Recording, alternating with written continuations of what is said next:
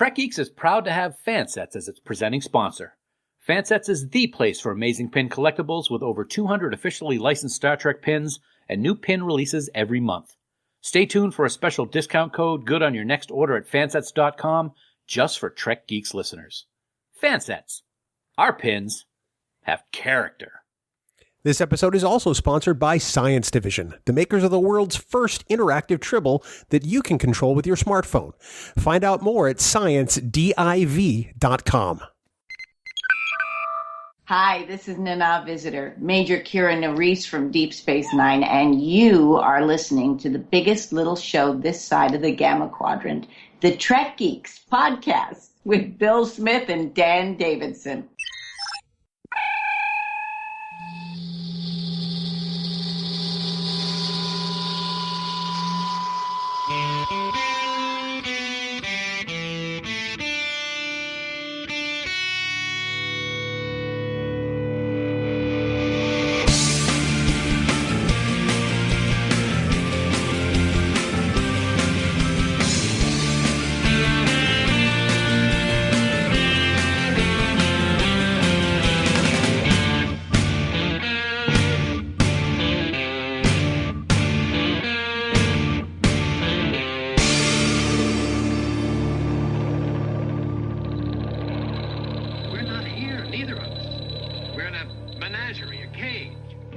From the emotional pit that is Dan Davidson's broadcast studio, it's the biggest little show this side of the Alpha Quadrant, the flagship of the Trek Geeks Podcast Network.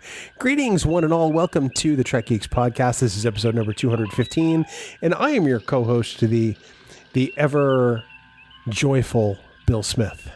At least I'm joyful until this particular moment when I bring in my aforementioned co-host, who really kind of drains the life and emotion out of every situation he's in.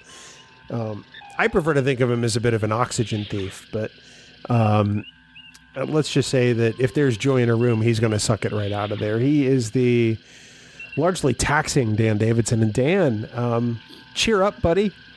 Do you need a tissue? No. Hi. That was beautiful, man. I love you. Thank you for joining us from your pit of despair. Yeah. Oh, whenever I'm looking at this screen and you're on it, I'm in despair. Believe you me, sir. Good to be here, though. How are you? I'm great. Might as well get all the laughter out of the way because it's not going to last long. Unless I'm looking at your face. Not this week anyway. Bazinga. Anyway, yeah, so here we are. Episode 215. That's a lot of episodes, and we've never had this subject before, and we're both kind of scratching our heads as to why.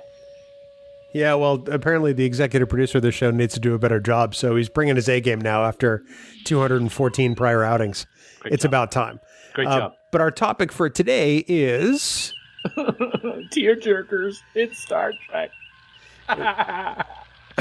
We're going to talk about some of the most significant and best emotional moments in Star Trek that may or may not have reduced us to tears. I'm willing to bet they did, though.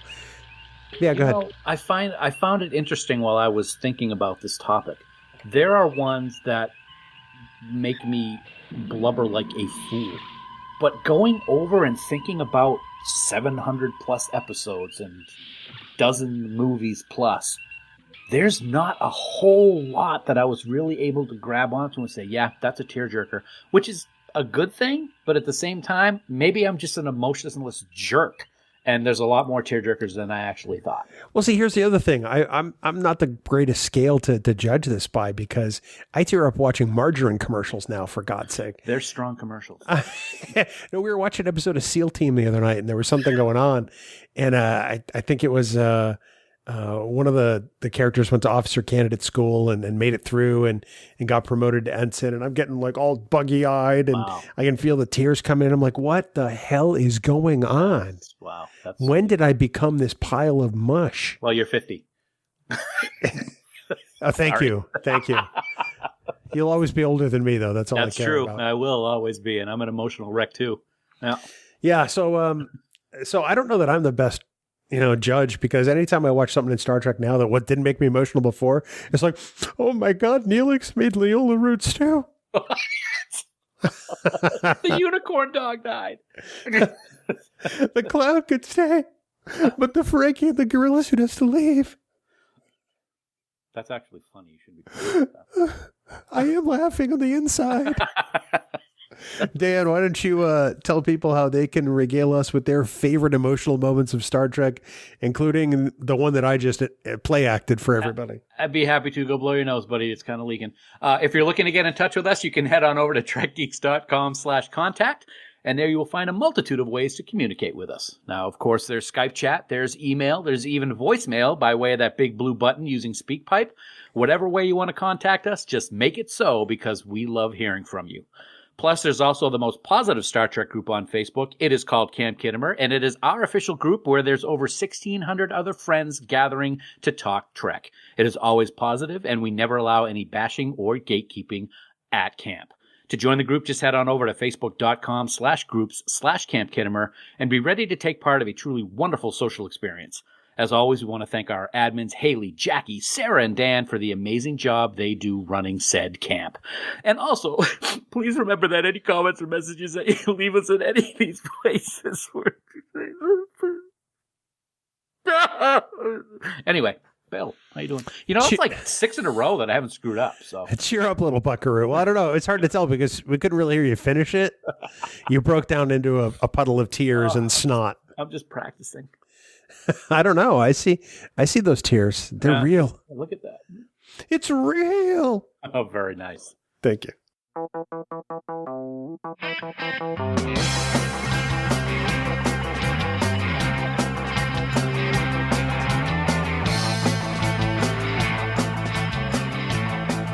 Dan, it's time for the news from TrekNews.net. Spanning the Alpha Quadrant. For all the news on all the Star Treks, yo. It's TrekNews.net.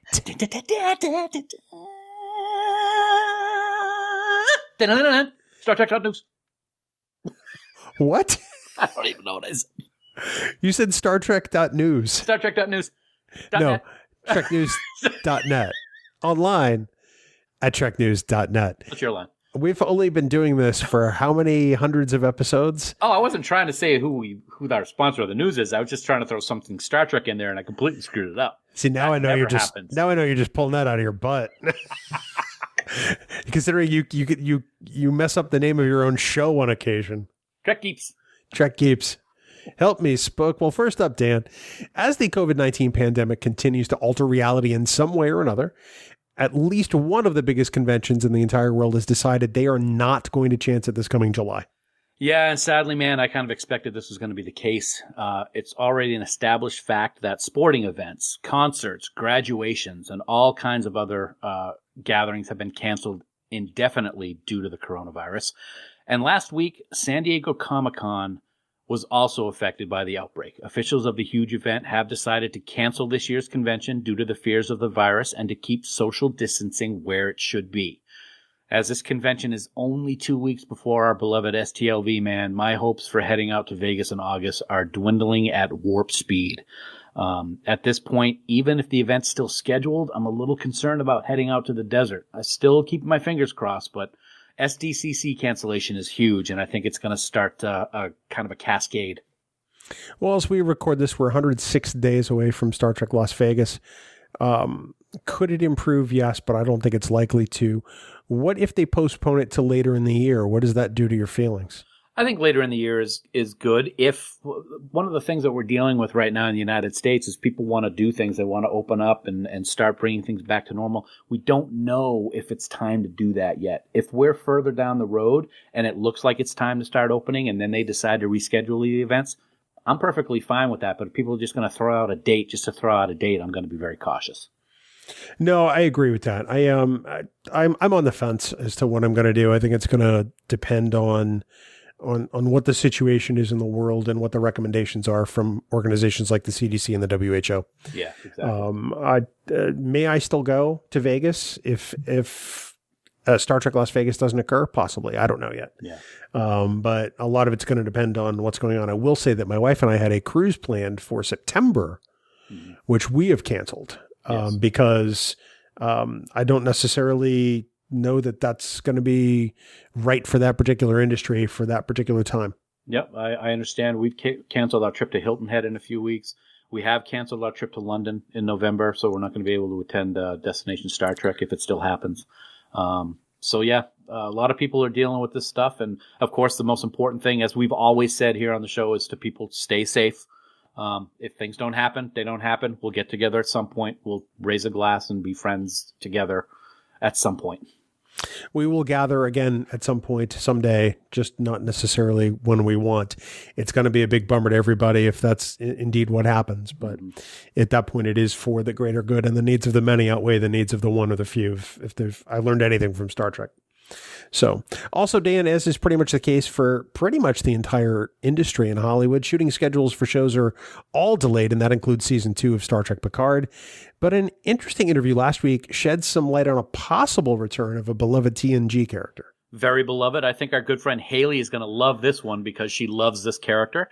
In a recent online interview with Entertainment Tonight, LeVar Burton was asked if he had discussed the possibility of Geordi LaForge returning to see his longtime friend and captain.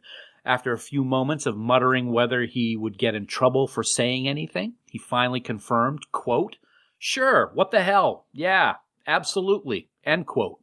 Even more interesting, Bill, was the fact that he indicated we would see a lot more of the TNG crew before the series is over. Quoting again, "You'll see us all, probably not at the same time, although never say never," end quote. And this is pretty amazing news to me, man. I think they got it right with Data and with Riker and with Troy in season 1. So I have all the faith in the world that the writing staff will make these possible appearances more than just fan service. So if and when LeVar does reprise his role as Geordi, he will be joining the only confirmed return of a character for season 2, who happens to be Whoopi Goldberg's Guinan. I'm okay with the way they're doing it. Mm-hmm. And I say this because I am tired as hell of hearing about, well, they didn't show Beverly Crusher in season 1 of Picard. Mm-hmm. I don't care. Right. I don't care that they didn't show Worf. Mm-hmm. I don't care that they didn't show Geordi. I don't care that they didn't show anyone else who wasn't there, because the story is Picard's. Right. Like LeVar said, they will eventually get to all of them most likely. And who knows, maybe there's a reason why we haven't seen Beverly yet. Maybe there's a falling out between her and Jean-Luc. We don't know. So let it play out. If they had done it and put everybody else in up front, like at some point during season 1, people would have complained it was fan service. Absolutely. I totally agree. If they're going to bring any of these people in, I want it to fit the story. I don't want it to just be shoved in there so that we can say, oh my God, it's Worf. I don't want that. I want it to be an important aspect of what's going on in the season. Absolutely. Couldn't agree more. I can believe that if they do it, when they do it, should they do it, it'll be done well and done correctly. Mm-hmm. That's really what I care about. Does it propel the story, like you said? So, and finally, Dan, a particular actress and Star Trek superfan has also made it clear that she wants to fulfill a lifelong dream of being in Star Trek, and one of the characters she wants to play could surprise you. Well, I got to say, any character that this woman wants to play, I am all for it, man. While rumors have been circulating for some time that Rosario Dawson will join the Star Wars universe as Jedi Ahsoka Tano, who I have no idea who that is, in season 2 of The Mandalorian, she recently told the Variety After Show that she really wants to be on Star Trek. Quote, "I was thinking that I know people who do makeup on it, and I could just be a background Romulan or Vulcan or whatever. It would be so fun to just throw me in there. I could just walk through as a Klingon. Just something in the background." And my brother got really mad and said, absolutely not. I was thinking I could just be a red shirt who always gets killed. He was like, no, we talked about this. You have to be a captain. My brother plays a Star Trek Online game and does missions and thinks I have to be at least a captain. But then my dad said I should be Q, because male Q, female Q, young Q, they're all just Q. It's the Q continuum. It would be great. Then I could jump on Discovery and I can be on Picard. I just want to be with Jean-Luc Picard, end quote. That's a lot of information in that quote, but it was so good that I had to include the whole thing. That would be amazing. The best part is she's not wrong. No, she's not. And neither is her dad, and neither is her brother. Yeah.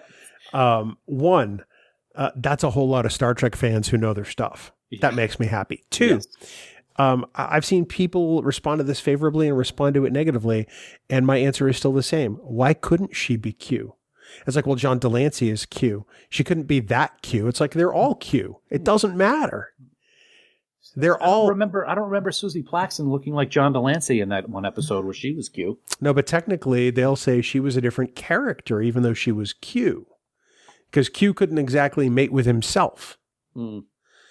But the way is the Q are omnipotent. They know who Jean-Luc Picard is, and she would know everything because she's an omnipotent being. So I think it would be fantastic. I would love to see Rosario Dawson in Star Trek. Back in the day, I know I was saying this, and I'm pretty sure that that Trek movie was also saying that, she should be Michael Burnham. It turns out that we got somebody amazing for Michael Burnham, so I'm not broken up about it. But Rosario Dawson is amazing. I'd love to see her in Star Trek. It's really amazing to see all of these people that we love in Hollywood coming out saying they're such huge Star Trek fans. You got Rosario, you got Lance Reddick in Bosch, who is simply amazing as a huge Star Trek fan. I just love seeing that. It makes my heart smile when all of these people say they'd love to be in Star Trek. It's funny. I was going to say there's two people I'd love to see in Star Trek, Rosario Dawson and Lance Reddick, and you just happen to bring them up, which is the best. There you go.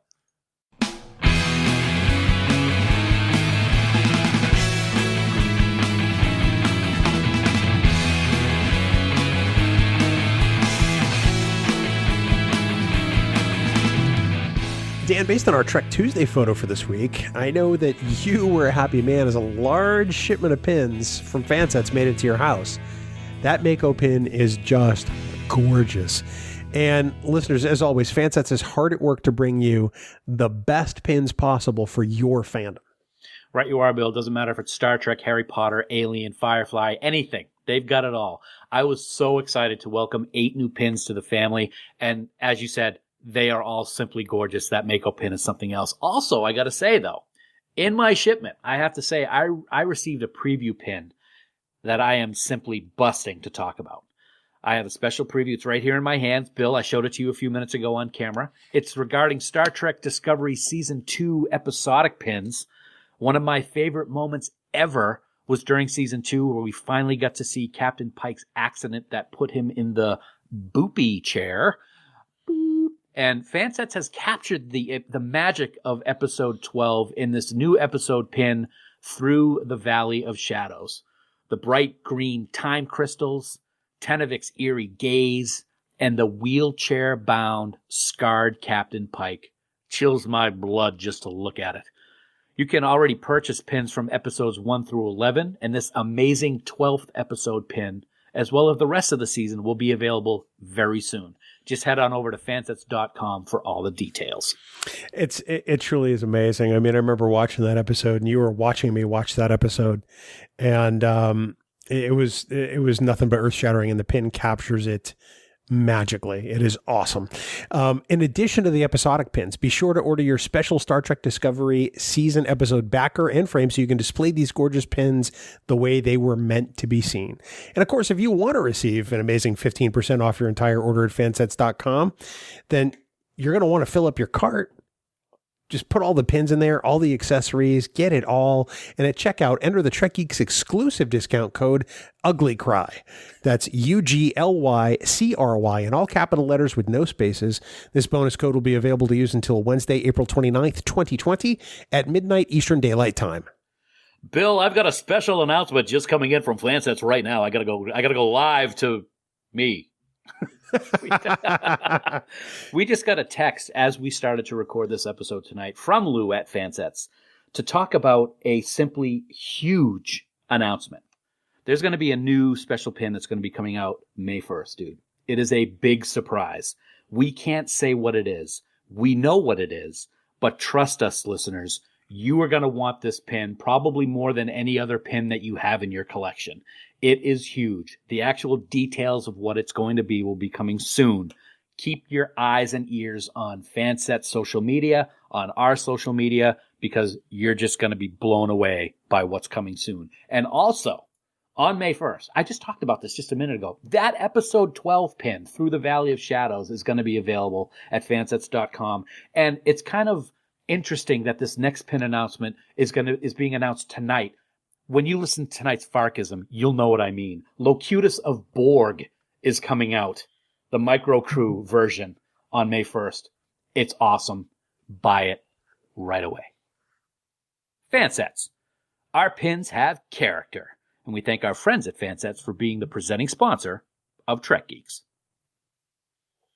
Well, Dan, we gathered this week to consider some really emotional episodes. You know, we were thinking about how to look at Star Trek in different ways, especially in these times where we could all use some entertainment. And invariably, it occurred to me that some of these episodes are kind of emotional. When you start binge watching, you start to build some of that emotion, you know. And what a better topic this week than to talk about Tearjerkers, or the episodes that kind of give us an emotional response that may involve those things called tears. I think you're familiar with those. Every once in a while, they come out of me, more often than not, sitting here with you on a weekly basis. But that's neither here nor there, my friend. I actually think that this is a great topic to talk about with Star Trek. There are some very emotional moments in the Star Trek universe. And we talked about it before. I'm actually surprised we haven't done this yet. The idea that a TV show can move someone as much as it can, with at least some of the examples that we have to discuss on this week's episode, really shows how good the writing of this universe has been over the years. As William Shatner said, it's just a TV show, but it moves people and it means a lot to people. And a lot of these moments are right up there. I'm going to probably cry just talking about some of them because they're so important and so well done. You know, it's amazing because it's like you said, you know, Shatner said, you know, it's a TV show, get a life. But, you know, we invest something of ourselves in getting to know these characters and going on their journey with them. And it touches something in us, and it's a connection that is deep and meaningful. So when these characters experience some of these things, you know, you can't help but have some of these reactions because it's become a part of you as well. And I think that it's good to recognize that. I think it's healthy to recognize that, quite honestly. So, right. You and I have each picked a list of episodes. Mm-hmm. What went into creating your list? Was there any overriding factor, or was it ones that make you particularly emotional, or just ones that you think have great emotional moments, or what was the calculus? I think for me, mostly the calculus is the moments or the episodes that were overly emotional to me. Not perhaps the story so much, although a lot of them, the story is very emotional, but the ones that I can't not watch without getting completely just beside myself crying or trying to hold back tears, watching it for the 100th time and still having the same reaction that I've had over the last 20 years in some instances. What about you? Did you have a similar type of way to choose them? I did, in a way. I mean, I thought about the scenes in particular that caused me to feel that emotion, mm-hmm. or that, you know, caused me to tear up, or even just to, in the case of one of them that we've talked about before, just like we said, ugly cry, like we did in the Fansets spot. Right. It's just absolute weeping. And it's a range of emotion. It's not necessarily the same one each time, but it is definitely that same center. Right. So I went for specific scenes as opposed to episodes in general. Mm-hmm. So what we'll do is we're going to talk about mine first. Okay. And then we're going to introduce a brand new sponsor to Trek Geeks. Yeah, baby. And then we're going to talk about your list. So how about we dive in? I think we should dive right in. Dive in the deep end, though. If you dive in the shallow end, can you hurt yourself? Oh, thank you for that tip. That's good to absolutely. know. So first on my list is probably, I think, forgive me for not knowing the exact amount of time this takes. I usually refer to it as the first 12 minutes of Star Trek 2009. That whole opening scene with George Kirk taking command of the USS Kelvin after Captain Robow is killed by Nero. It is an incredible story in itself in those 12 minutes. It's a short story, mm-hmm.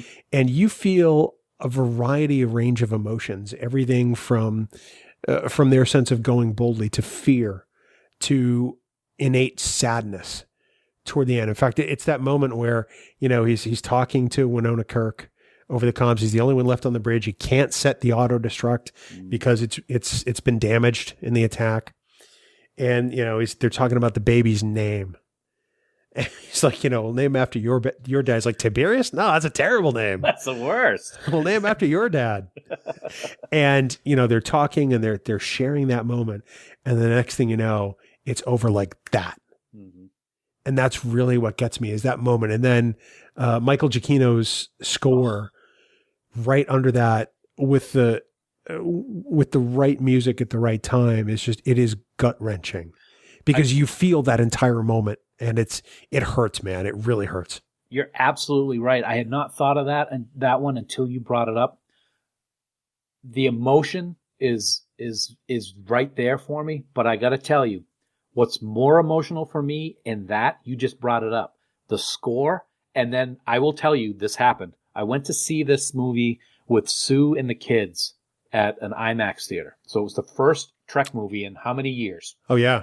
When that music started playing and then the Delta showed up, I started crying at the movie theater.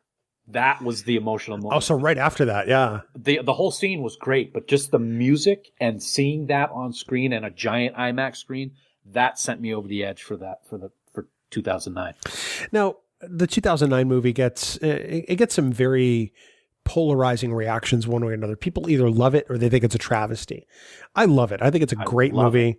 But by and large, those same people tend to agree that the first 12 minutes is a really great piece of film. Yeah, and really is. It truly is because J.J. Abrams kicks you right in your emotions. He says, all right, here's Star Trek. I'm going to kick you in the gut, and then I'm going to tell a story that branches off of this. And you're not sure how he's going to do it at the time. And I think it's done really well. Here's what's great about it is he does exactly that. He kicks you with those emotions, but he also blends in so much more. The special effects, the vastness of space, which we really have not seen to that level of how tiny that starship is when they show it from a distance against Nero's ship next to the sun. Just the way that they were able to bring those visuals into the emotion of that moment, brilliantly done. I got to say, just like you, I think 2009 is a masterpiece. I agree with you. That final shot before you get to the opening credits and the delta that sort of turns, you see the Narada sort of rotating on its side because it's severely damaged, and you see the silhouettes of the shuttles trying to make their way away from the scene, and it is a beautifully composed shot and the perfect end to that incredibly emotional moment. That even though Winona Kirk has suffered a great loss, life goes on. And the life that was saved is going to be a life that changes the destiny of Starfleet and of the crew of the Starship Enterprise. It's an amazing moment in Star Trek history. To quote our good friend Jim Morehouse, that's a great pick. That's a terrible impersonation. I wasn't trying to impersonate him. I was just trying to say a great pick. Oh, because you sounded like you were choking or dying, and then I got really excited. Water, I know this is the Tearjerkers episode, but I really had a smile come across my face. It was amazing. Very nice, very nice. So that's the first one on my list. The second one on my list is another Star Trek movie moment, and it's in the Kelvin timeline. When we all went to go see Star Trek Beyond in 2016, God, 4 years ago now, it's amazing. At that point, Leonard Nimoy had passed away some time before, but it was the first film to be released following his death. And of course, he had been in the previous two films, both Star Trek 2009 and Star Trek Into Darkness. And in this movie, they let Kelvin Spock, played by Zachary Quinto, know that Prime Spock had died. And toward the end of the movie, there is a gut-wrenching scene which left me a puddle, and I'm getting emotional thinking about it now. So am I. Where Quinto Spock is going through Nimoy Spock's effects, and he sees that photo on the bridge from Star Trek V, The Final Frontier, a publicity photo, which now is canon, by the way. Yes. And you see what he saw in the music playing behind it, and you hear Sandy Courage's music, just echoes of it in the background. And it brought every emotion of being a Star Trek fan all my life, for 40 years at that point, into the forefront. And I immediately started to cry. It is a beautiful, beautiful tribute. It is amazing. And it's funny because we had heard that they were going to do something to acknowledge Leonard's passing. And we also had to deal with the sudden loss of Mr. Yelchin. Anton, also. Yeah, Anton. So it was two things that we knew we were going to be dealing with in this. I thought the moment was when he just happened to be talking to the Vulcans, and you looked at his pad, and it showed Prime Spock's passing, but it had only been like a few years, which is interesting because he'd only been in that reality that long. And I thought that was a moment. I'm like, wow, that really wasn't. I mean, that was sad, but it was nothing. Holy crap! When they did this scene at the end of the movie, and you got the music playing, and it's dark, and he flips open that image, and the backlight comes through, and you see that cast, and they close up on everybody. That's one of the most powerful moments in Star Trek motion picture history, and I'm not exaggerating. That is amazing, and I always find that the music can have such a powerful impact on whatever scene is going on that we're talking about, and this is no exception. It's amazing because in that movie, Spock uncomfortably confronts mortality, his own mortality through somebody else, himself. And it's really kind of amazing. I mean, he gets to talk about that with McCoy while he's injured, and it's a really pivotal moment for Kelvin Spock, I think.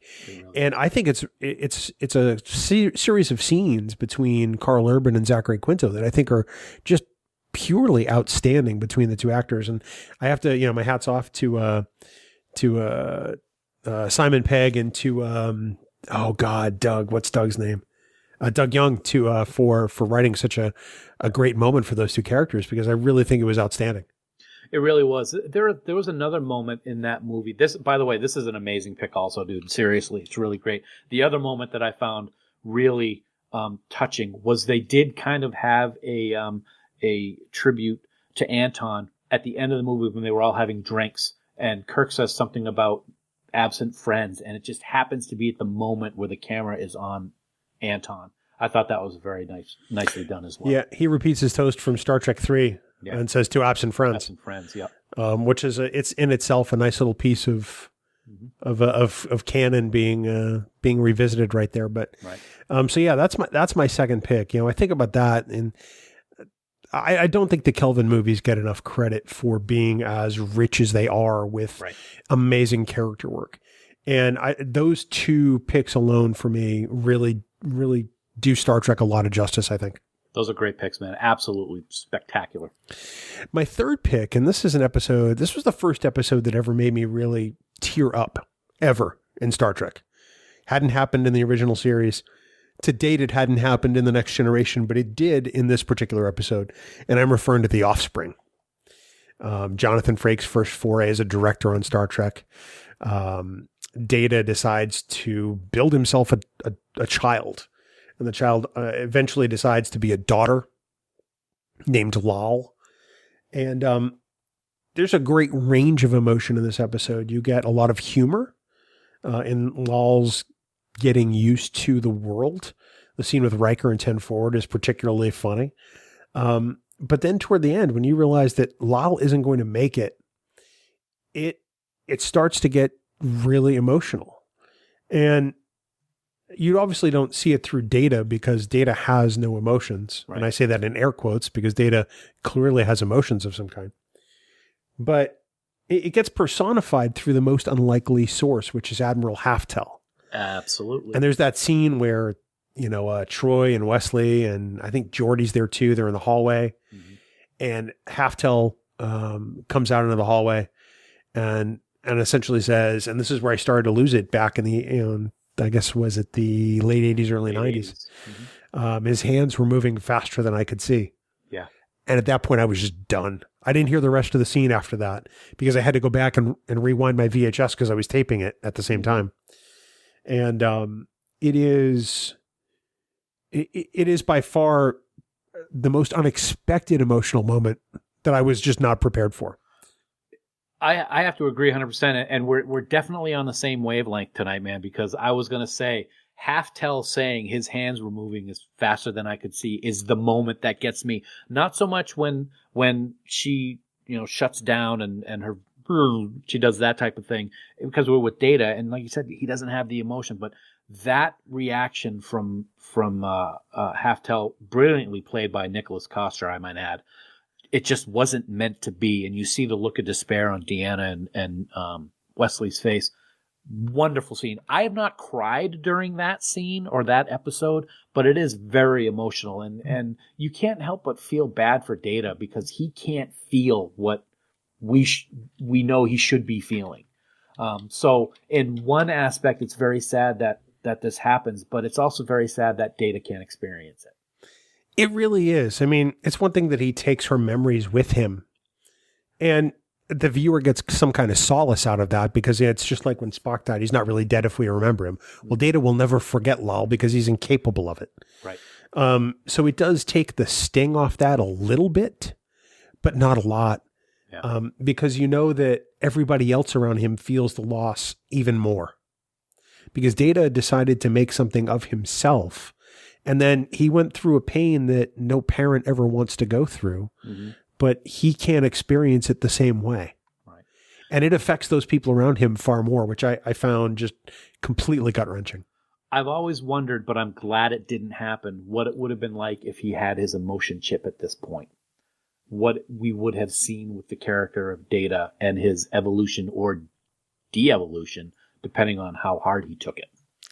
Now, I have to say that you mentioned Nicholas Coster just a bit ago. He has been in so many things. Mm-hmm. But most notably, I recognize him instantly as Lionel Lockridge from Santa Barbara. Because in those days, I was watching Santa Barbara. Yeah. He was two different stints, like in the late 80s and early 90s. So, but I mean, he'd been on The Facts of Life as Blair's father.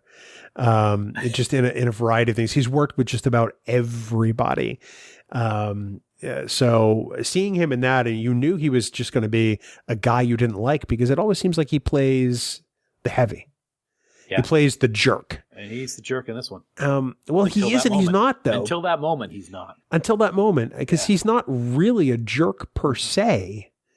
He's just interpreting the rules differently. Yeah. I think of Bruce Maddox as a bigger jerk than Admiral Halftel. Oh yeah, good point. Yep.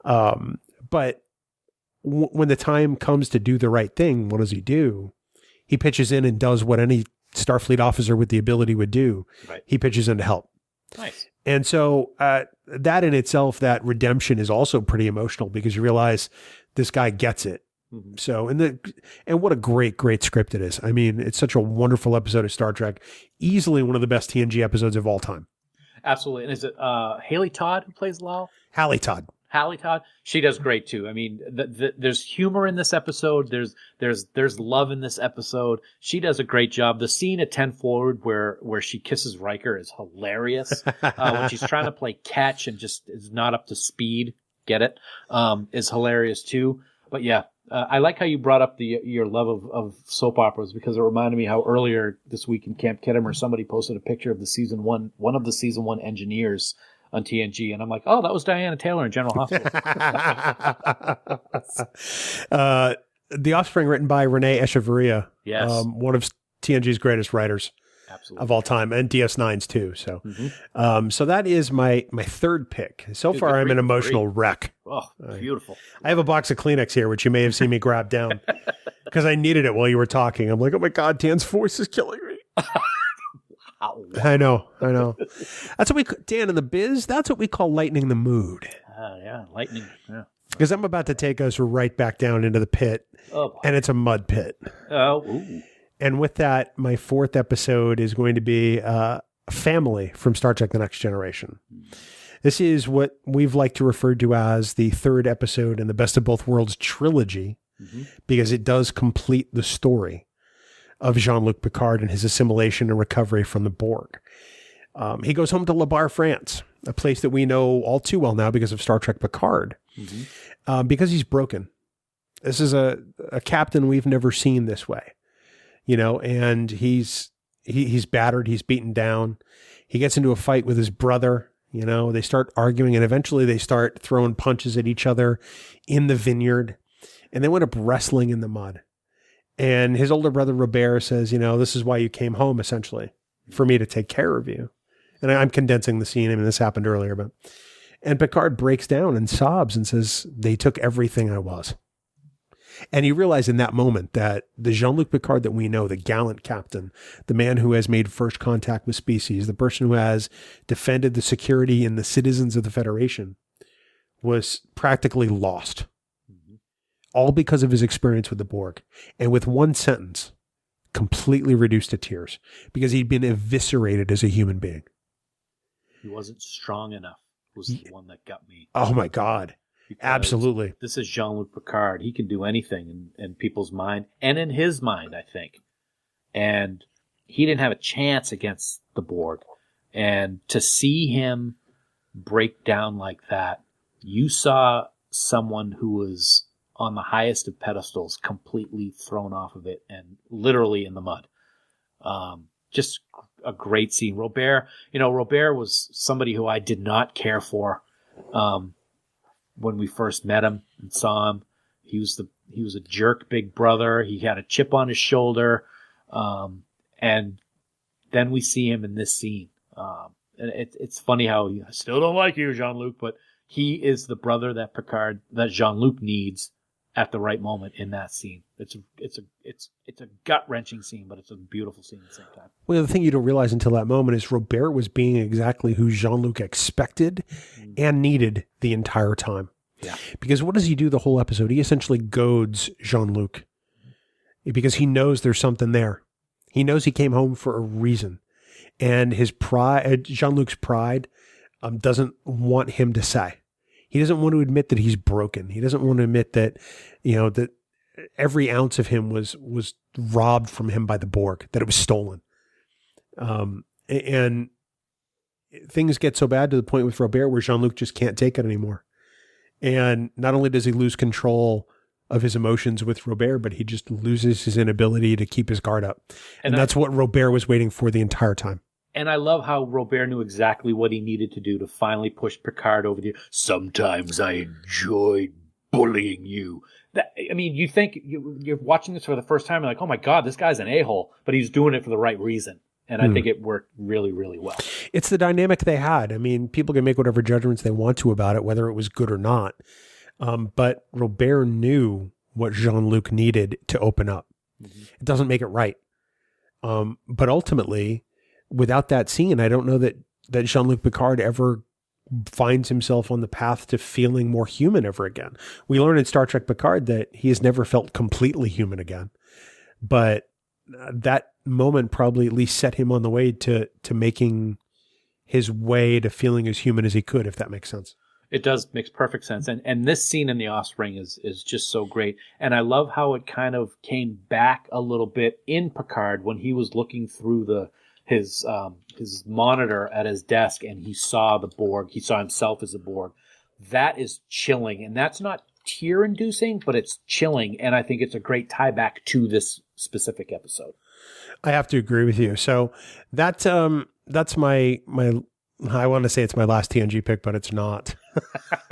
Because, TNG had a lot of great moments, especially in the later seasons. Not so much in seasons 1 and 2, let's be honest. But seasons 3, 4, 5 especially. 5 has a lot of amazing moments, including the one that I'm going to talk about now. And, of course, it's the episode The Inner Light. One that we've both talked about is easily top 10 TNG all time. Without a doubt. And although the entire episode is just an incredible performance by Patrick Stewart, living a lifetime inside of 40 minutes or so, the very final scene is what gets me every time. Picard's alone in his quarters in that season 5 sort of alternate uniform. Number 1 rings the bell and comes in with a box under his arm. Turns out it was the only thing left on the probe. It's a flute. It's the Ressican flute that he was learning to play as Kamen in the life that he lived in his head, I guess, for want of a better word. And so Riker presents it to him, leaves, and then Picard takes the flute out of the box and begins to play it. And the camera sort of swings around from Picard's right side all the way around to a full 90 degrees to facing him straight on. And eventually the Enterprise flies by with nothing but that flute playing, sort of that haunting melody, which we'll hear time and again throughout Star Trek. But that whole scene from where Picard takes the flute out of the box and examines it and realizes that this is going to be a part of him for the rest of his days. He holds the flute, he clutches it, he holds it to his chest and realizes that this is his touchstone to that life. Mm-hmm. Oh my God, it completely just gets me every single time. Without a doubt. This entire episode to me is a tearjerker. This is my all-time, I voted this my number one all-time favorite episode of TNG when we had that episode on the podcast. I love this episode. There are so many moments that make me tear up in this. When he's talking to his daughter and telling him to seize the day. And when he's talking about Bataille, his friend, and when his friend Bataille shows up again when he's an old man. Just absolutely make me weep. And the music, you know for a fact, we went to see the concert tour in Boston several years ago, and when the Inner Light Suite came on, I was a wreck. It's just, that music is so powerful. And that scene, Picard, as he looks shocked when Will says that he's only been unconscious for about 25 minutes. He lived an entire life. He had the family that he never was going to have as Jean-Luc Picard. And it kind of got ripped away from him when the probe, when everything happened, the probe wanted it to do, and the probe was launched from the planet. This may be, up until Picard, the show, this may be, to me, Patrick Stewart's greatest performance in Star Trek, this episode. And I have to correct myself just briefly before somebody sends me the correction. I said the camera swings around to the front. I'm wrong. It swings around to the back. I got so caught up in the emotion of describing it that I could see it that way. And it comes around his back to the point where you see it over his left shoulder again. Yes. So, but that moment where he just clutches the flute, to me, resonates more than him actually playing the flute. Oh, absolutely. Yeah, that hug that he gives it. Yeah. You don't see emotion from Picard very often in TNG. And that's one that it's subtle, but it's very strong. And even though this particular theme that we're talking about, this music, is not in Star Trek Picard, the fact that music from the Inner Light is the actual theme for Star Trek Picard blew me completely out of the water, and I could not tell you how much I love the fact that took place. I couldn't agree more. So those were my 5 picks. Certainly there are other great emotional moments in Star Trek. This is by no means a definitive list, but those are my 5 that just literally, I feel like I need a nap now because I'm just emotionally drained. Those are all great picks, man, but don't take a nap because I want to make you cry. You do every time just by opening your mouth.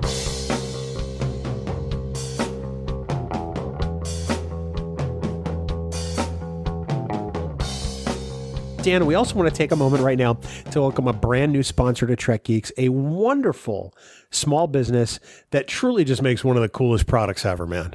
Oh, man, this is so amazing. Back when we were at Ticonderoga, we had the opportunity to see the preview of an interactive Tribble from a small business called Science Division. And you can actually control this Tribble with your iOS or Android phone, and it was so cool. They're incredibly soft. They purr when they trill. You don't need the app to play with them because, of course, they're Tribbles and they're very soothing. Unless, of course, you're a Klingon. Well, if you are going to use the app, then there's 3 modes. There's at ease, where they're happy and content and doing Tribble-like things, like purring. That was good. Can you do that again? They have on duty, which is a random mix of both happy and angry sounds. And then they have watchdog, where they sound largely like Dan, which is angry and loud, shrieking at just about everything. So the app also has an attack button, which also makes your Tibble scream on demand at friends, family, coworkers, or co-hosts of podcasts. Or dogs. Or dogs, yes. Yes. We've been talking a lot about supporting small businesses lately, and Science Division is just that. It's staffed by a husband and wife team, Jay and Kalia, and of course, they're huge Star Trek fans. This entire project came out of Kalia's childhood dream to own a real Tribble, which is just amazing. Well, and the best part is now you can too. The officially licensed Science Division Tribble is available now for only $69.99 plus shipping a head or a body, which includes free access to the app on the iOS App Store and also Google Play. To get even more details and even see video of the Tribble, head on over to sciencediv.com. That's sciencediv.com. ScienceDiv.com. I got to say, this is just the best new addition to your Star Trek collection because, Bill, let's face it, tribbles are not dangerous. And we thank our friends at Science Division for sponsoring this week's episode.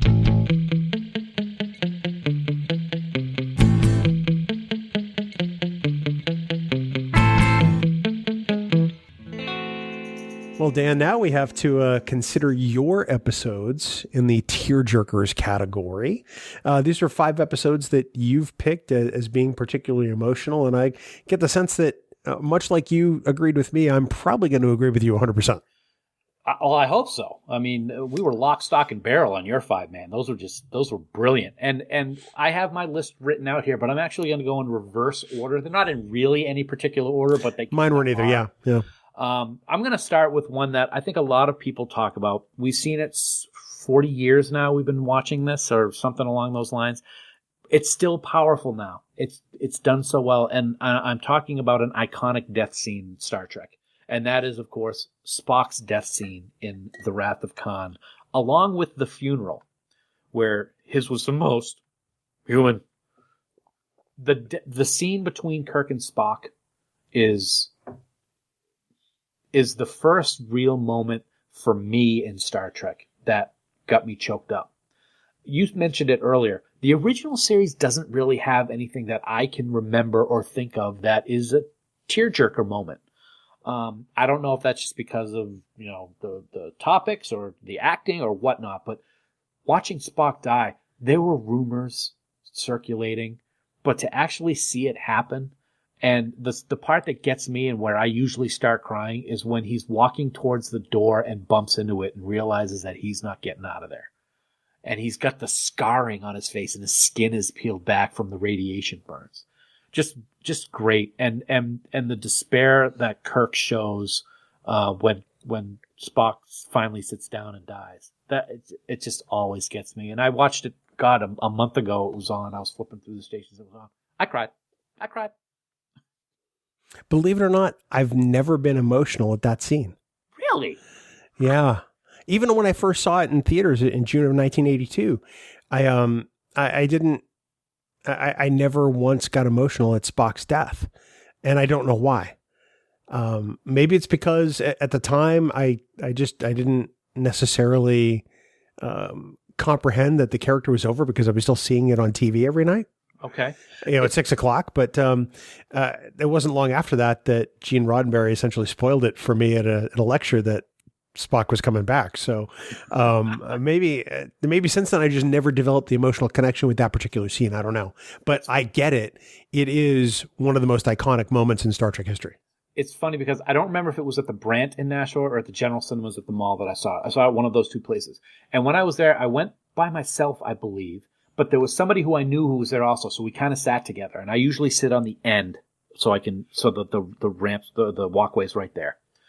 And when that movie ended, I got up and walked out of there without saying anything to the guy I was sitting with. Because I had been crying, and I didn't want him to see that I had been crying, and I was just so devastated by what just happened. So I got up and left. The credits started rolling, and I was out. Because I couldn't take it. Wow. Yeah. I didn't know that. That's amazing. Yeah. Yep. So yeah, that's my first one. It's great. And I'll tell you what, I don't know how you feel about this. It's not as emotional, of course, but I don't have any problem with how they kind of redid that in The Darkness. I really don't. I don't have a problem with either. I keep hearing people say that, they essentially robbed everything from Wrath of Khan for Inner Darkness. No, they didn't. No. Because it's a completely different story, and it's a juxtaposition of Kirk and Spock in the death scene. I don't think it's robbery. I don't think it's cheating. I don't think it's lazy storytelling. I don't think it's any of that. I think it's just people wanting to complain because it's not the Wrath of Khan. I thought it was a great homage to the original. That's exactly what it was. Yeah, that's what I thought was great about it. So, all right, so let's move on to the next one. So, Spock died. Okay, I cried. Spock, he's died. He died. They buried him. Spock, he died. He said, I don't know if I've ever died because of the death of an inanimate object until this happened. But I remember it. I know where you're going. It's a tough one. And I know that you don't like this one either, but I know Star Trek III, The Search for Spock, is not your favorite of the movies. And I know that Christopher Lloyd is not your favorite of Klingons or villains. I've come a long way. But I'll tell you what, when that self-destruct hits 0 and we see the Enterprise hull disintegrating and then exploding and turning into a ball of fire at the Genesis planet, that's the first time I think I cried for an inanimate object, because that was devastating. That just can't happen. That's the Enterprise, and it happened. Well, and that's really the moment that has made me emotional out of the original series films. It wasn't Spock's death. It wasn't Spock coming back. It was the destruction of the Enterprise, my boyhood ship of dreams. And it's I still can't watch it today without getting really bummed out, because that's the ship. Yeah, it didn't look like it did in the original series, but it looked even better in 1979 when it came back. And I love it. I love it still. And seeing it just, I'll tell you what, it holds up remarkably well. It does. That actual scene. It does. I mean, you can see in some of the space scenes in Star Trek 3, you can see where they've kind of superimposed the ship. You can see like little squares, but the actual explosion, the initial explosion, but then that disintegration of the hull when it shows it close up and you can just see it kind of like melting, is for want of a better word, is really something that gets to me every time. And then of course the explosion that takes out 3/4 of the saucer, so it looks like just like a big, part of a moon, like a quarter moon or something like that, is just gut wrenching. That's even more gut wrenching than when Kirk says, "My God bones, what have I done?" Seeing that thing burn up in the atmosphere was brutal. Well, because Kirk instantly in that moment has remorse. Yeah. And that's not something that James T. Kirk feels very often.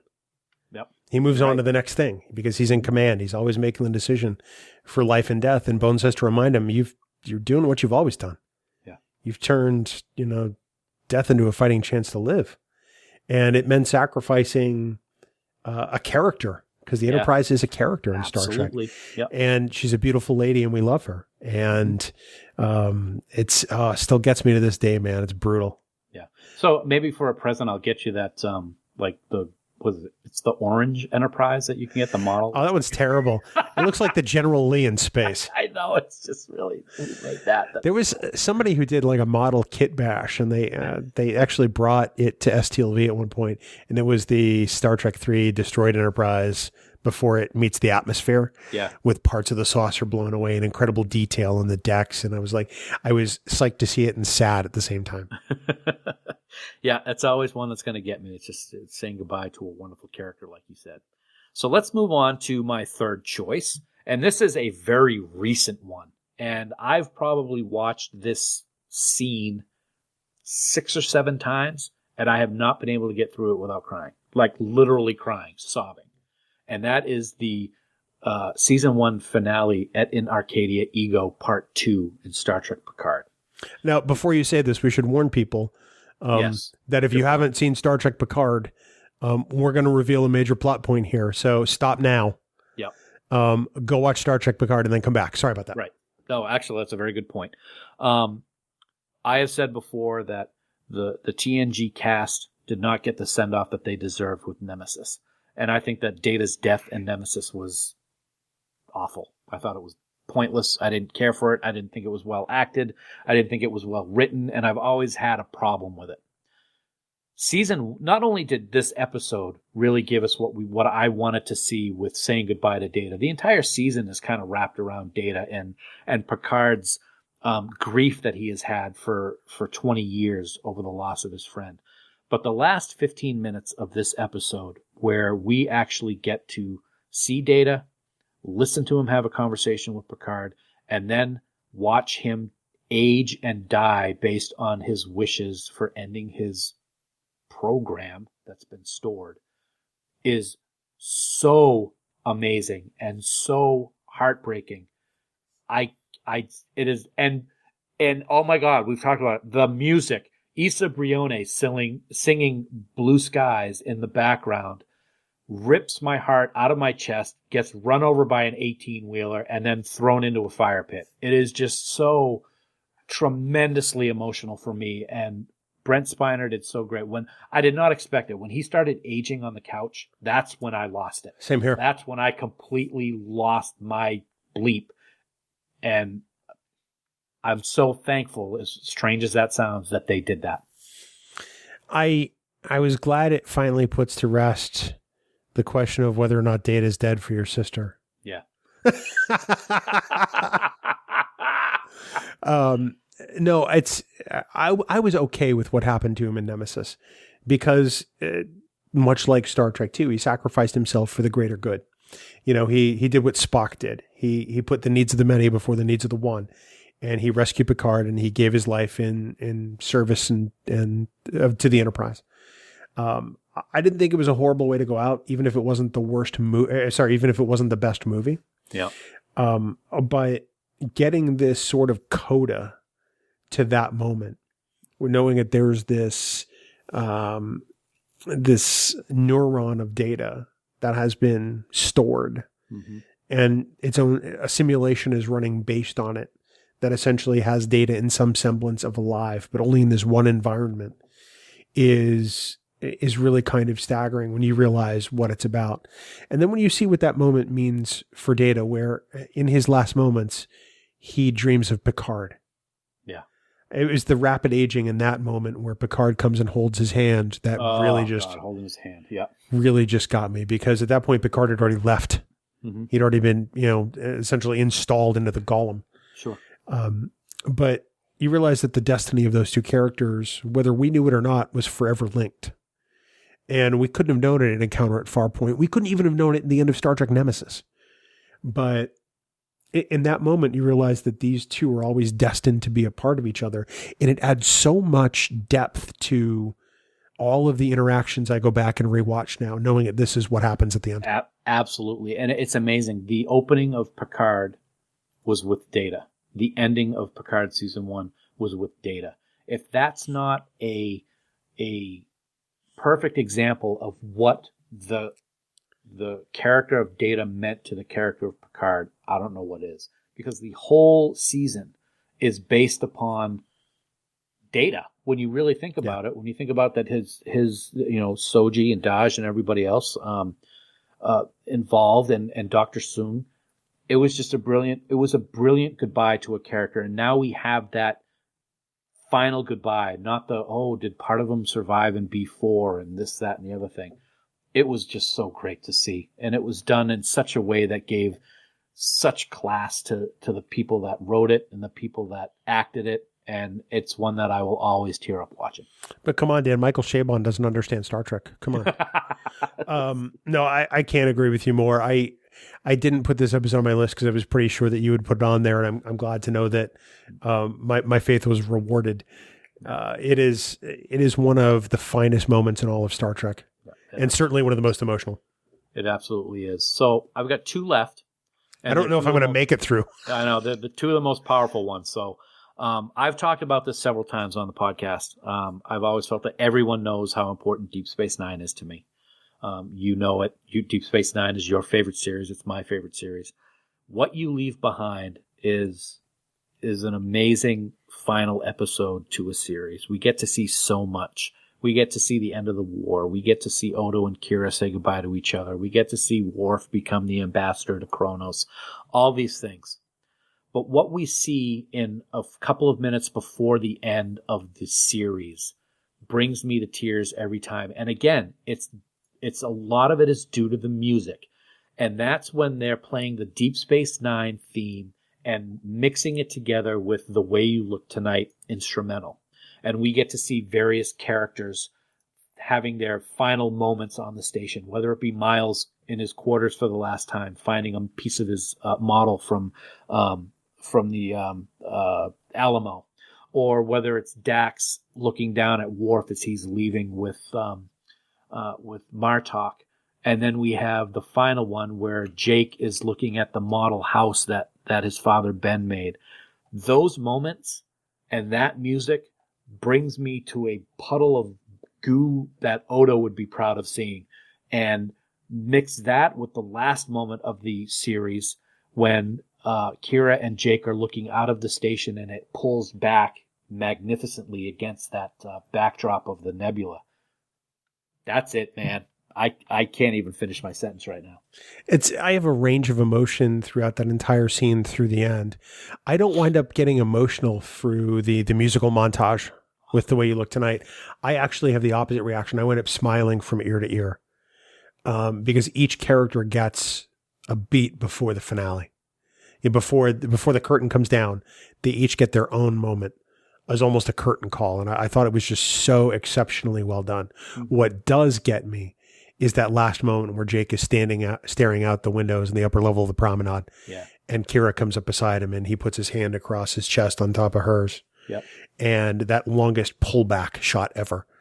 Yeah. At one point, the longest pullback shot ever was in Star Trek First Contact, but this beats it by a country mile.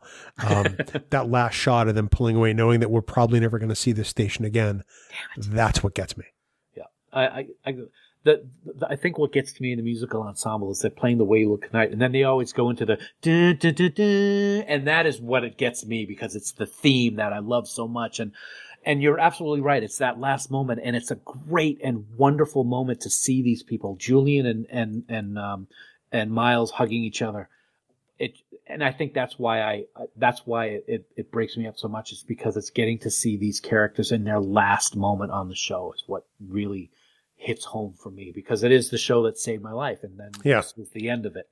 I just love it. I love it so much I can't even describe it. Well, and I totally get the only miss in that whole thing is that there's no footage of Jadzia. Yeah. That's the only takeaway. Other than that, it is a beautiful moment, a wonderful montage of so many character moments and the relationships, because that's really what you see on display in that whole montage. Absolutely. It is truly a beautiful moment. I totally get why it affects you that way. I really do. I'm betting that these days, so we've seen the documentary, What We Left Behind. I'm betting you that the powers that be in the show really regret A, the whole issue with Terry when she left, and B, not having her in that ensemble. She should have been in there, and she wasn't. Even Ben should have been in there. When you think about it, they should have. I mean, they did show with Jake. They showed him, and it's an interesting point that you brought up. Isn't it amazing when you see Jake from that first scene in the holodeck when he's fishing and how small and tiny he is, to him towering over Nana as Kira on that final moment of the pullback. It's just so great. I love it. It totally is. That is a wonderful pick, and honestly one of Deep Space Nine's finest moments. Quite honestly. It is one of its finest moments, but I have left Deep Space Nine's finest moment for my last tearjerker. And I don't think anybody listening is going to be surprised at this at all. The entire episode is just the best, and that's The Visitor. Yeah. This is a story that shows the true love of a father and son. And as you've pointed out several times, the relationship between Jake and Ben is the best relationship we probably have ever seen in Star Trek. The amount of grief that Jake carries with him through his whole life, brilliantly portrayed by Tony Todd, and what he's willing to do to get his father back is amazing. It is so sad to see what his life has been like, knowing that his father is trapped in this area of subspace. And the moment that every moment that Jake and his father are together and then Ben is ripped away rips my heart out.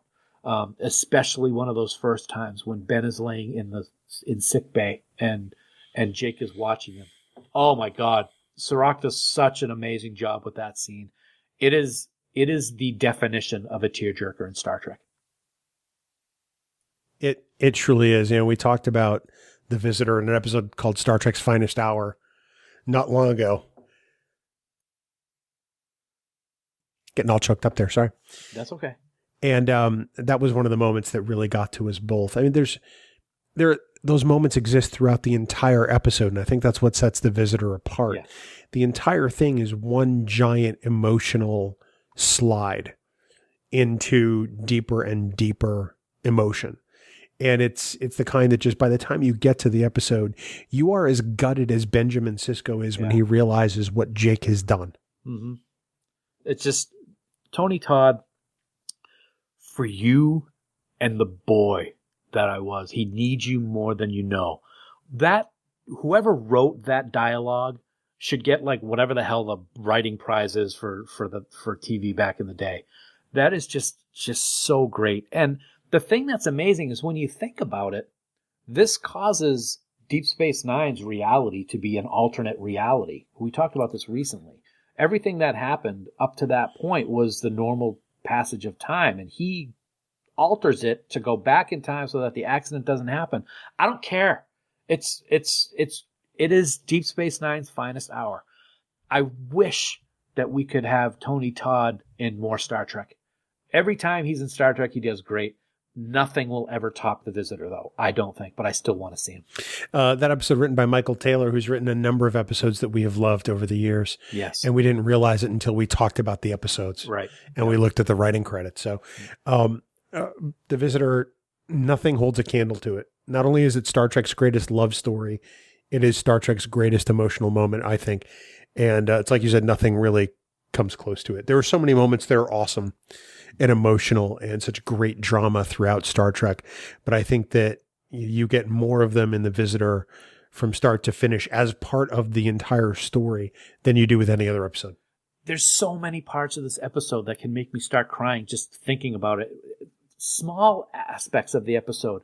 When Cisco returns and he's talking to Jake and he's married and they're hugging, he starts crying and Ben just kind of looks up at Jake's wife and nods, and she leaves the room. Just that moment of Tony Todd starting to weep just kills me. Yeah. Kills me. Yeah.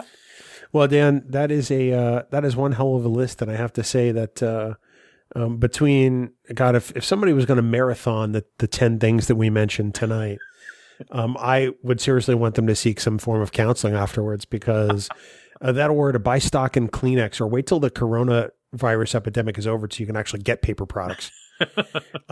Because you're going to be going through a lot of them. That's true. It's the Onion episodes, like exponentially, right, Jackie? Yes. Trek Geeks 215, nothing but onions. Very, very nice. Well, buddy, that's sort of our look at some of our favorite emotional moments in the history of Star Trek.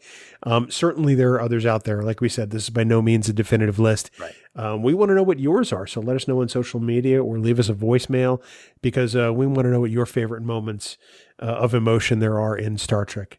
Of course, provided you're not Vulcan, in which case really none of them are your favorites. Dan, speaking of favorites, we have some favorite music that we use for every episode of Trek Geeks. It's the music of the band 5 Year Mission, our friends, who also have a podcast on this very network. But it all started with a band, and their music is on display on our show, on Rewind, on their show, obviously, on Discovering Trek, on Picard Live. Pretty much every note of music you hear is 5 Year Mission. So please, we want everyone to go on out to their site at 5yearmission.net, download all their albums, or buy the physical media, because physical media is so awesome, and become a huge supporter of the band, because we are ourselves. 5yearmission.net. Go get those CDs. So what's the name of their podcast? It is 5 Year Mission, the podcast. That is brilliant. Thank you. I love that. Thank you. Okay. Anyway. So yeah, I got to say something, and I mean this truthfully. I got to give thanks, Bill. I got to give thanks to the wonderful and magical Mr. Andy Fark for this week's Farkism. I'm not taking the credit for this one. He joined us on a recent Patreon meeting, and he gave me this idea, so credit must go to he who is the Fark. It's the ultimate cliffhanger. It's the ultimate threat. It's the ultimate Farkism.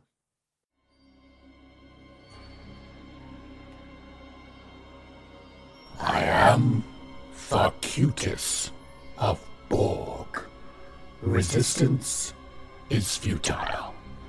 Your music, as it has been, is over.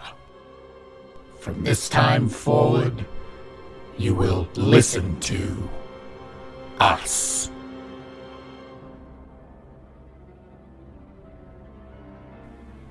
Mr. Worf, drumsticks.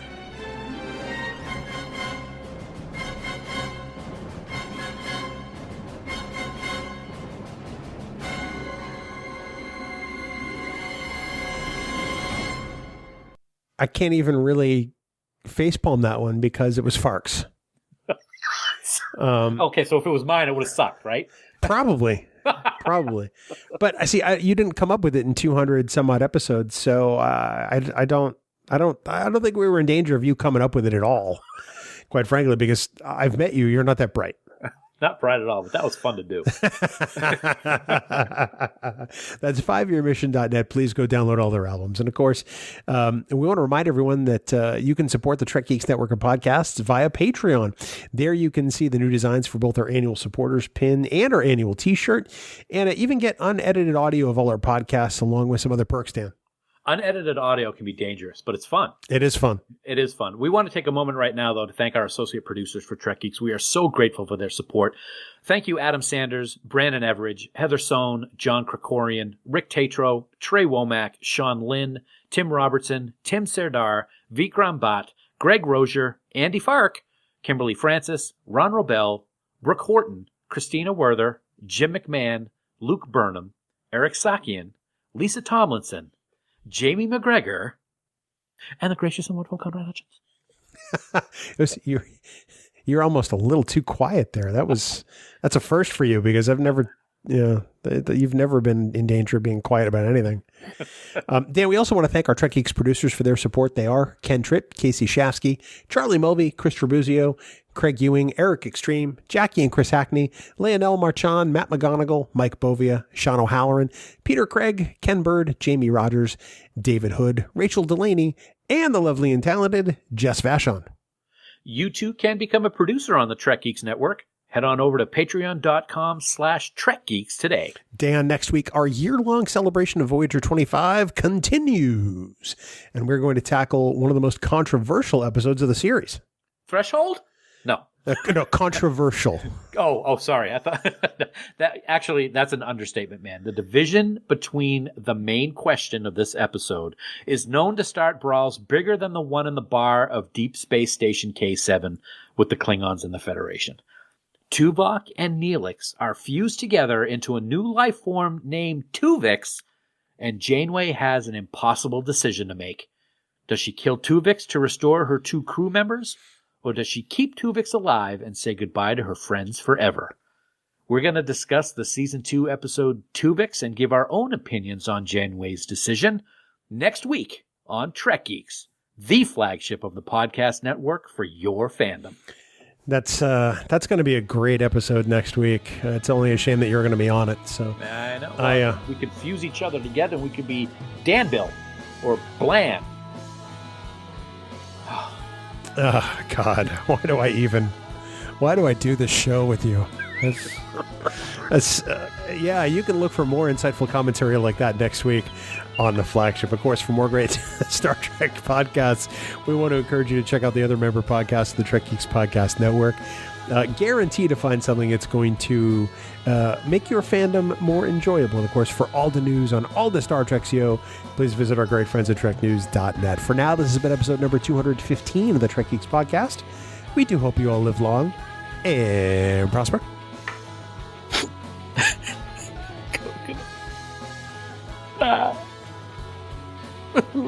Shut up, you crybaby. Ugly cry. Your face is an ugly cry. Music for Trek Geeks is provided by 5 Year Mission. They're writing one song for each episode of the original series. Download their music at 5yearmission.net. Trek Geeks, a Star Trek podcast, is a production of Coconut Media Works, executive producer Bill Smith. For even more Star Trek discussion, check out Discovering Trek, a Star Trek Discovery companion, available on Apple Podcasts, Spotify, and discoveringtrek.com.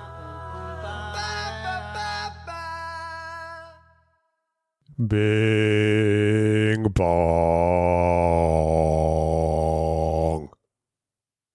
What's up? Bing bong, bing bong. That was a good Ruck impersonation, kind of a little bit. It was completely unintentional. It was very good. I'm very proud of you. It's like me at 8 a.m. I can't do it when I'm awake, though. I don't know why. I'm not sure about that. But bing bong to you, Laddie. Lad. Hello, Laddie. Hello, Laddie. Big bong to you. Hey, big bong to you. We got to go place a lady. All I got picture is was it Looney Tunes? Okay. That's one of the ones that Bugs Bunny talking about a shillelagh. Oh, all right. Okay.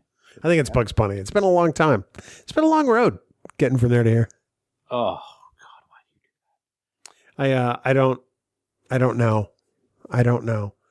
And I think you're checking your text messages right now because I think I just got the same one you did. Special announcement from Fansets to go during the Fanset spot.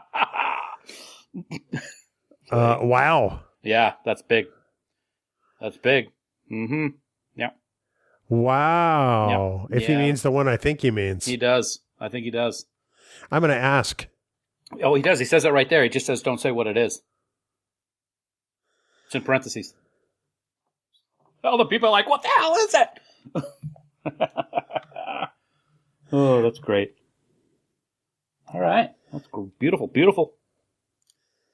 I think you'll like my reply. Just don't read it out loud. Okay. I have spent the better part of a couple of days trying to remember what day it is. And really, this is the worst part of this whole process, is that every day is the same day. I feel like I'm in Groundhog Day. Phil? Ned Ryerson? And that's where I punch you in the face. Right after I step in the water? Yeah. I will say that the Groundhog Day Jeep commercial for the Super Bowl this year was quite ingenious and good. I thought it was funny. I liked it. I could take or leave it. I appreciate the detail that they added to it. But I felt like, I was kind of met over it. Okay. All right. Like I am over your face. Well, that goes without saying. When you see this big noggin coming at you at warp speed, you're going to be like, hey, oh, hey. It's more fearful than that because you mentioned big noggin and your noggin is just gigantic. It's giant, but it's not as big as your forehead in that Voyager pin that I got in the mail yesterday. Wow. That's a big pin. Are you saying no that my forehead is as big as the Voyager pin? God, I'm really not sure which one is bigger. I'll tell you. Okay. It's my forehead. Okay. All right. Okay. I didn't want to say it. You practically did, jerk. I know, but I might as well let you just take the fall. Now that you've admitted it, you're taking the fall. You were so dumb. Do you remember the song The Fall from Xanadu? I'm not going to sing it. Vaguely, but you remember I own the movie Xanadu. I do as well. I should say my wife owns it because I gave it to her for Bad Movie Christmas. I listened to the soundtrack the other day while I was working. What is wrong with you? This explains so much. ELO, baby. Olivia Newton-John had the biggest crush on her in the world when I was a kid. ELO and ONJ both have great albums. Xanadu is not one of them. Linda Carter was number 1. Olivia Newton-John number 2. Oh, yeah. I love them. I'm the woman. I wish people could see my face right now. Oh, no. I don't wish that on anybody. Yeah. Sorry. So today we're talking about tearjerkers. Yes. And I'm honestly surprised that we haven't done this topic before now. And I don't know why I just had the idea to do it, but I did. I think it's a fantastic idea. I'm not sure why we haven't done it either. Have we done like funniest moments? Or, yeah, we've done something like that. Not specifically. Not specific, something like that. I don't know. But we've done different emotion type episodes, and this is one that maybe we pushed it off because it's going to hurt so much. I think next time we do a themed episode like this, we're going to do episodes that make me want to club Dan over the head with a heavy blunt instrument and could make me wind up on Dateline NBC. But that's going to be the full title. Good luck finding an album cover. But wouldn't that be any episode, Bill? I don't know. Would it? Speak the truth. It would. There'd only be one episode in that podcast, and it would be Take Me Out to the Hall Suites. Or Game 5 of the World Series that year. I'm not sure which. That was so fun. I think it was Game 5. It was. They were down by 6 in the 8th inning. Yes, it was the night after they lost that 18-inning marathon. Oh, that's right. That's right. Yeah, and then they won the next 2 and won the World Series. And sports, as we know it, is gone forever. I say, luckily, neither you nor I are going to be sharing a hotel room anytime soon, unfortunately. Or even if we are, there's not going to be any sports anywhere. So yeah, I'm resigning myself to the eventuality that STLV is going to be canceled. Yeah, we're going to talk about. We will have already by the time people hear this, but we'll be talking about the SDCC and news, and I am pretty much 98% sure that STLV just is not going to happen. I mean, unless there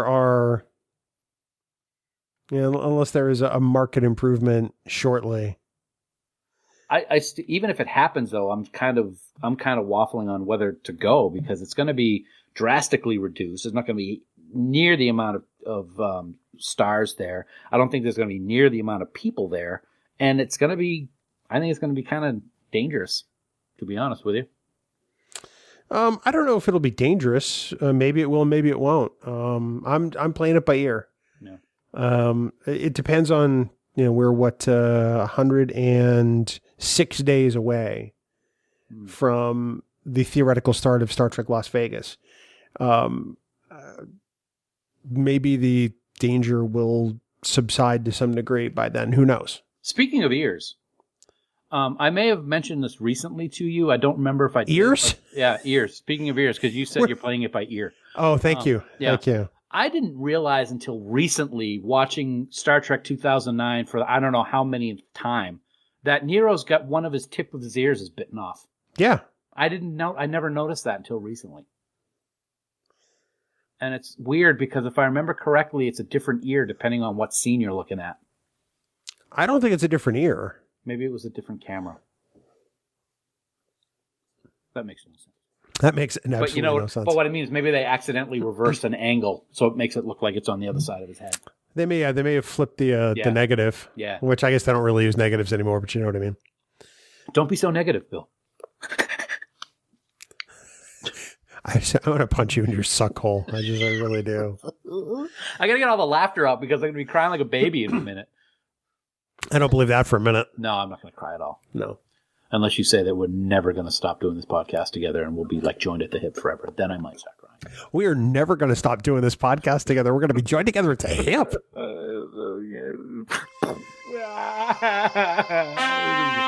it'll be good. No, it'll be good. It'll be good. Coconut.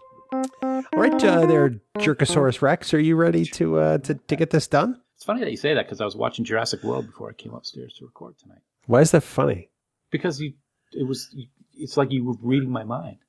It's got nothing to do with Jerkosaurus Rex, which made me think of dinosaurs, which made me think of Jurassic World, which is what I was watching before I came up. I can keep going. If you had said you'd been listening to the Jerky Boys, then I would have understood. But Jerkosaurus Rex sounds like a dinosaur. I love dinosaurs. You're an idiot. All right, let's do this.